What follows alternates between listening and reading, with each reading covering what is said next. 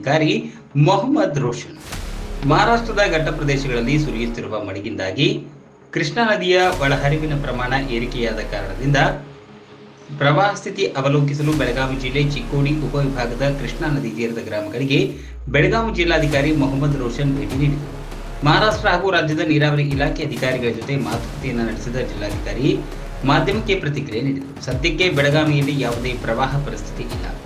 ರಾಜ್ಯದ ಜಲಾಶಯಗಳು ಹಾಗೂ ಮಹಾರಾಷ್ಟ್ರದ ಜಲಾಶಯಗಳು ಅರ್ಧದಷ್ಟು ಮಾತ್ರ ತುಂಬಿವೆ. ಆದ್ದರಿಂದ ಸದ್ಯಕ್ಕೆ ನದಿ ತೀರದ ಜನರು ಆತಂಕ ಪಡುವ ಅವಶ್ಯಕತೆ ಇಲ್ಲ. ಈಗಾಗಲೇ ಹಲವು ಕಡೆಗಳಲ್ಲಿ ಕಾಳಜಿ ಕೇಂದ್ರಗಳನ್ನು ಸಹ ಗುರುತಿಸಲಾಗಿದ್ದು ಪ್ರವಾಹ ಪರಿಸ್ಥಿತಿ ಎದುರಿಸಲು ಜಿಲ್ಲಾಡಳಿತ ಸಕಲ ಸಿದ್ಧತೆಯಲ್ಲಿದೆ ಎಂದು ಜಿಲ್ಲಾಧಿಕಾರಿ ಮೊಹಮ್ಮದ್ ರೋಷನ್ ಸ್ಪಷ್ಟನೆ ನೀಡಿದ್ದಾರೆ. ಈಗಾಗಲೇ 3 ನಾವು ಮೀಟಿಂಗ್ಸ್ ಮಾಡ್ಕೊಂಡಿದ್ದೀವಿ.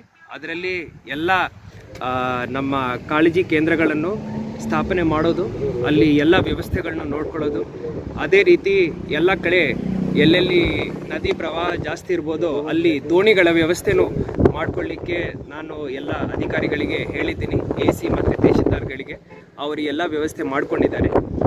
ಉದಾಹರಣೆಗೆ ಚಿಕ್ಕೋಡಿ ಉಪವಿಭಾಗದಲ್ಲಿ ಎಲ್ಲ ಸೇರಿ 24 ದೋಣಿಗಳನ್ನು ವಿವಿಧ ಜಾಗಗಳಲ್ಲಿ ನಾವು ಆಲ್ರೆಡಿ ಇಟ್ಕೊಂಡಿದ್ದೀವಿ.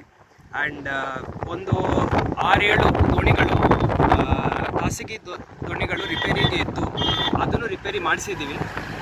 ಇನ್ನೂ ಹೆಚ್ಚು ದೋಣಿಗಳು ಬೇಕಂದರೆ ನಾನು ಈಗಾಗಲೇ ಉತ್ತರ ಕನ್ನಡ ಜಿಲ್ಲಾಧಿಕಾರಿ ಲಕ್ಷ್ಮೀಪ್ರಿಯ ಅವರ ಜೊತೆ ಮಾತಾಡಿದ್ದೀನಿ. ಅಲ್ಲಿಂದ ನಾವು ಬಾಡಿಗೆ ಮೇಲೆ ದೋಣಿಗಳನ್ನು ತಗೊಳ್ಳಿಕ್ಕೂ ನಾವು ಆಲ್ರೆಡಿ ಎಲ್ಲ ಕ್ರಮಗಳನ್ನು ವಹಿಸಿದ್ದೀವಿ. ಇವತ್ತು ಘಟಪ್ರಭಾ ಮತ್ತು ಹಿರಣ್ಯಕೇಶಿ ಮತ್ತು ಈಗ ನಮ್ಮ ಚಿಕ್ಕೋಡಿ ಈ ಭಾಗದಲ್ಲಿ ಎಲ್ಲ ನದಿಗಳನ್ನು ನಾವು ಕಳ್ಳೋಳ್ ಬ್ಯಾರೇಜ್ ಹತ್ರ ನಾವೀಗ ಇದ್ದೀವಿ. ಎಲ್ಲ ನದಿಗಳನ್ನ ವೀಕ್ಷಣೆ ಮಾಡಿ ಮೈನರ್ ಇರಿಗೇಷನ್, ಮೇಜರ್ ಇರಿಗೇಷನ್ ಹಾಗೂ ರೆವೆನ್ಯೂ ಡಿಪಾರ್ಟ್ಮೆಂಟ್ ಅಧಿಕಾರಿಗಳ ಜೊತೆ ಚರ್ಚೆ ಮಾಡಿ ಎಲ್ಲ ಜನಪ್ರತಿನಿಧಿಗಳ ಜೊತೆ ಚರ್ಚೆ ಮಾಡಿ ನಾವು ಈಗ ವ್ಯವಸ್ಥೆ ಮಾಡ್ಕೊಳ್ತಾ ಇದ್ದೀವಿ. ಈಗ ಸದ್ಯಕ್ಕೆ ಬೆಳಗಾವಿ ಜಿಲ್ಲೆಯಲ್ಲಿ ಯಾವುದೇ ತೊಂದರೆ ಇಲ್ಲ. ಮಳೆ ಪ್ರಮಾಣ ಏನಿದೆ ಅದು ಮಹಾರಾಷ್ಟ್ರದಲ್ಲಿ ಮಳೆ ಇರ್ಬೋದು, ಅದು ಕಡಿಮೆ ಆಗಿದೆ. ನಮ್ಮ ನದಿಗಳಲ್ಲಿ ಇರೋ ಪ್ರವಾಹವೂ ಕಡಿಮೆ ಆಗಿದೆ. ಮುಂದಿನ 4 ದಿವಸದ ಫೋರ್ಕಾಸ್ಟ್ ಏನಿದೆ ಅದರಲ್ಲಿನೂ ಯಾವುದೇ ತೊಂದರೆ ಇಲ್ಲ. ಮಹಾರಾಷ್ಟ್ರದಲ್ಲಿ 1-2 ಕಡೆ ಆರೆಂಜ್ ಅಲರ್ಟ್ ಇದೆ, ಬಟ್ ಅದರಿಂದ ನಮಗೆ ಯಾವುದೇ ತೊಂದರೆ ಆಗಲ್ಲ ಅಂತ ಹೇಳಲಿಕ್ಕೆ ಬಯಸುತ್ತೆ. ಸರ್, NDRF, SDRF ನಮ್ಮ ಕಂಟ್ರೋಲಲ್ಲಿದೆ. ನಿನ್ನೆ ನಮ್ಮ ಅಪರ ಮುಖ್ಯ ಕಾರ್ಯದರ್ಶಿ ಅವರು ಮಾತಾಡಿದ್ದಾರೆ. ಈಗ ಉತ್ತರ ಕನ್ನಡ ಜಿಲ್ಲೆಯಲ್ಲಿ ನಿನ್ನೆ ಈ ಅಂಕೋಲ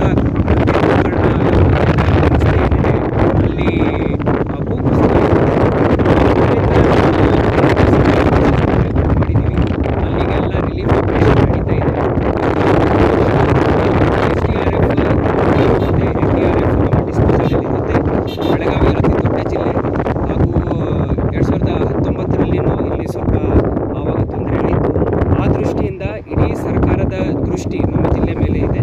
ಅದಕ್ಕೆ ತಕ್ಕಂಥ ಎಲ್ಲ ವ್ಯವಸ್ಥೆಗಳನ್ನು ನಾವು ಮಾಡ್ಕೊಂಡಿದ್ದೀವಿ. ಸರ್, ಡ್ಯಾಮ್ ಲೆವೆಲ್ಸ್ ಏನಿದೆ ಸರ್, ಏನಾದರೂ ಅಲ್ಲಿ ಏನು ಈಗ ನಿನ್ನೆ ಕೊಯ್ನಾ ಡ್ಯಾಮ್ದು ನಾವು ಎಲ್ಲ ಮಾಹಿತಿಯನ್ನು ಸಂಗ್ರಹಣೆ ಮಾಡಿದ್ದೀವಿ.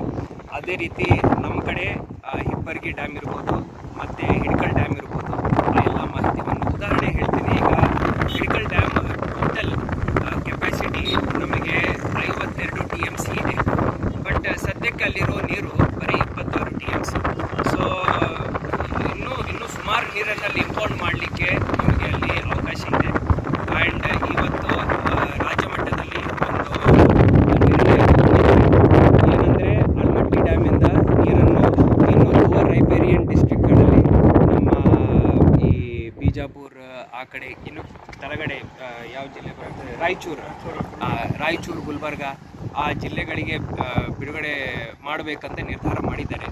ಸೊ ನಿನ್ನೆ ತನಕ 20,000 ಕ್ಯೂಸೆಕ್ಸ್ ಬಿಡುಗಡೆ ಮಾಡ್ತಾಯಿದ್ರು. ಇವತ್ತಿಂದ 65,000 ಕ್ಯೂಸೆಕ್ಸ್ ಭಾಳ ಮಾನಿಟರ್ ಮಾಡಿ ನೋಡಿಕೊಂಡು ಎಲ್ಲ ಡಿಸಿಷನ್ ತಗೊಂಡು ಬಿಡುಗಡೆ ಮಾಡ್ತೀವಿ ಅಂತ ಹೇಳ್ತಾರೆ. ಬಿಡುಗಡೆ ಮಾಡ್ತಾ ಇದ್ದಾರೆ. ಎಲ್ಲಿಂದ ಸರ್? ಹಿಡ್ಕಲ್ ಜಲಾಶಯ ಆಲಮಟ್ಟಿದಿಂದ. ಸೊ ಅದರಿಂದ ಏನಾಗುತ್ತೆ, ನಮ್ಮ ಕಡೆ ಇರೋ ಎಲ್ಲ ಡ್ಯಾಮ್ ಸಿಸ್ಟಮ್ಸ್ಗಳಲ್ಲಿ ನೀರಿನ ಮಟ್ಟ ಇನ್ನೂ ಕಡಿಮೆ ಆಗುತ್ತೆ. ಸೊ ಅದರಿಂದ ನಮಗೆ ತೊಂದರೆ ಇನ್ನೂ ಕಡಿಮೆ ಆಗುತ್ತೆ ಅಂತ ಎಲ್ಲರಿಗೂ ಧನ್ಯವಾದ.